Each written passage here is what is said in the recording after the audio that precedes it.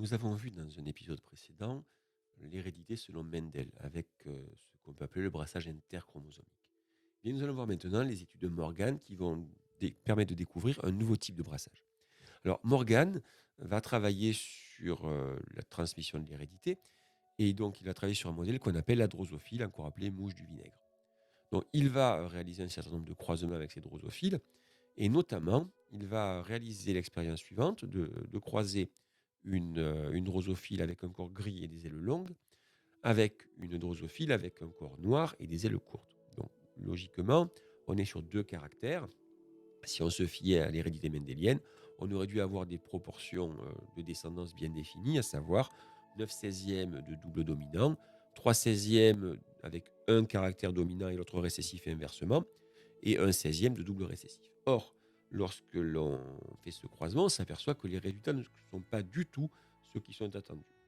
Que peut-on en déduire? Eh bien, Morgan part de l'hypothèse qu'en fait, dans le cas qui nous intéresse, les deux gènes sont portés par le même chromosome. Mais même là, ça pose un problème.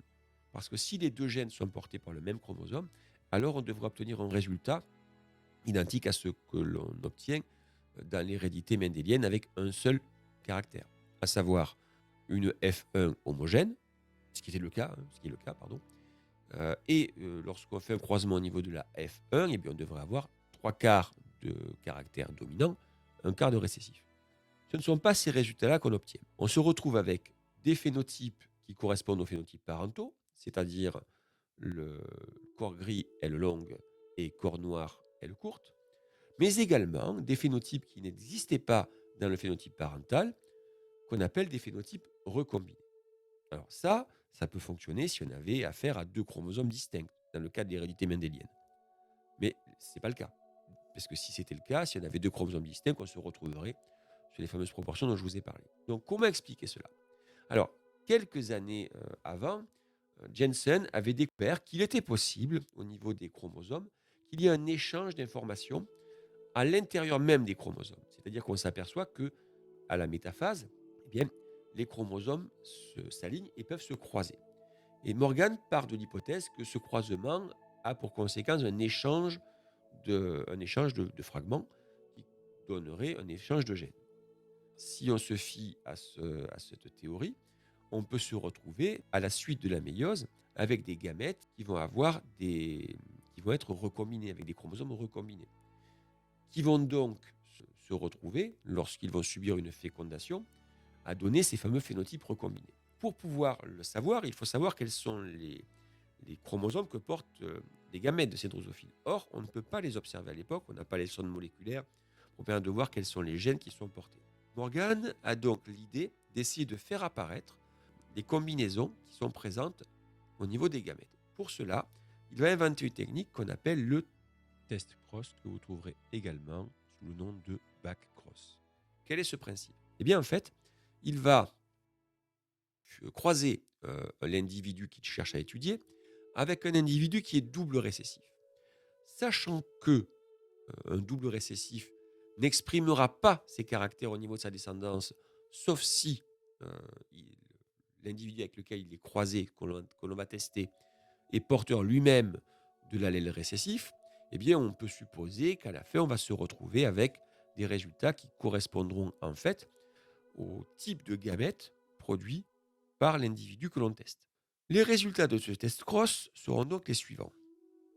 Dans le cas d'un test entre un individu au corps gris et aux ailes normales, je précise bien, un individu d'une F1, autrement dit ce n'est pas une lignée pure, avec un individu au corps d'ébène et aux ailes vestigiales de petite taille, double récessif, eh bien Morgan voit apparaître 25% de chacun des phénotypes possibles, à savoir 25% du phénotype parental dominant, corps gris, aile normale, 25% du phénotype récessif, corps ébène, aile vestigiale, et 25% de chacun des phénotypes recombinés.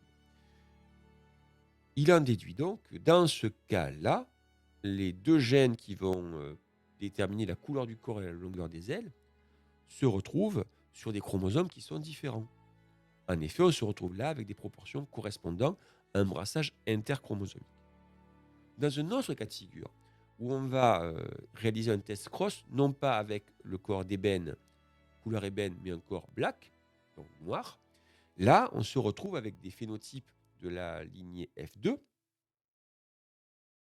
qui vont être majoritairement des phénotypes parentaux, ce qui semblerait indiquer donc une, comment dire, le port de ces gènes par le même chromosome, et également quelques phénotypes recombinés en proportion plus faible, qui montrent bien qu'il y a eu un échange de gènes. Donc, par ces tests cross, on peut constater que dans la lignée F1 que l'on étudie, on a bien certains gamètes qui ne correspondent pas aux gamètes qui étaient attendus. Ils ont donc été recombinés, produits par un échange de chromosomes. Ce phénomène se nomme le crossing over. Donc, en résumé, que peut-on apprendre des études de Morgan? D'abord, elle confirme une partie des études de Mendel, c'est-à-dire que lorsque on a des gènes qui sont portés par des chromosomes différents, on va avoir des phénomènes de brassage interchromosomique. Et donc, dans ce cas-là, on aurait des proportions en 9 16e, 3 16e, 3 16e, 1 16e. Et dans le cas d'un back cross ou test cross, on va se retrouver avec un quart de chaque phénotype possible, à savoir un quart de phénotype parental dominant, un quart de phénotype parental récessif, et un quart de phénotype et un quart de phénotype recombiné. Dans le cas où les gènes sont portés par les mêmes chromosomes, on peut avoir ce qu'on appelle un brassage intrachromosomique, c'est-à-dire que les chromosomes vont échanger des gènes par crossing over au moment de la méiose. Et donc, dans ce cas-là, on va se retrouver avec des phénotypes qui seront plutôt du genre 40% de phénotype parental dominant, 40% de phénotype parental récessif et 10 et 10% de phénotype recombinés. Donc j'espère que vous avez bien compris grâce à cette explication la différence entre ce qu'on appelle le brassage interchromosomique et le brassage intrachromosomique. Encore une fois, je précise, même si on a étudié le brassage interchromosomique avec Mendel, ça ne veut pas dire que dans les expériences de Morgan, il ne peut pas y avoir de brassage interchromosomique. Il y a brassage interchromosomique quand les gènes sont portés par des chromosomes différents, et il y a brassage intrachromosomique lorsque les gènes sont portés par des chromosomes identiques. Petite précision, la distance entre les gènes sur le même chromosome va avoir un impact sur le pourcentage de crossing over possible.